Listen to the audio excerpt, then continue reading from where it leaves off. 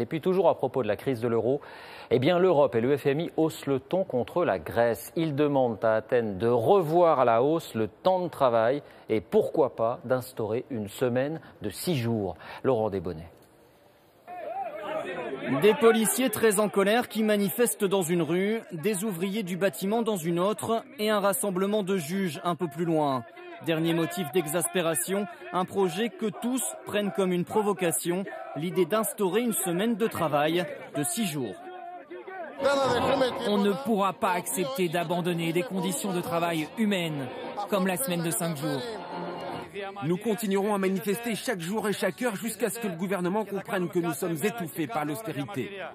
Ces hommes sont les responsables de la colère. Les inspecteurs de la Troïka, les créanciers de la Grèce, ils sont chargés de vérifier la mise en œuvre de réformes drastiques en échange de l'aide financière. Dans ce document encore confidentiel que nous nous sommes procurés, ils veulent révolutionner le code du travail, augmenter à 6 le nombre maximum de jours travaillés par semaine et donc faire voler en éclats la règle des 2 jours de repos hebdomadaires respectés jusqu'ici.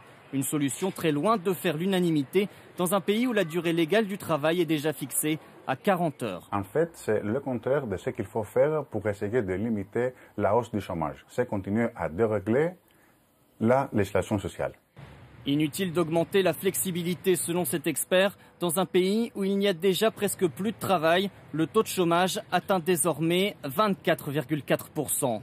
Mais les créanciers de la Grèce sont déjà prévenus. Sans nouvelles mesures de rigueur, ils ne verseront pas les quelques 30 milliards d'euros dont le pays a besoin pour faire face à ses prochaines échéances.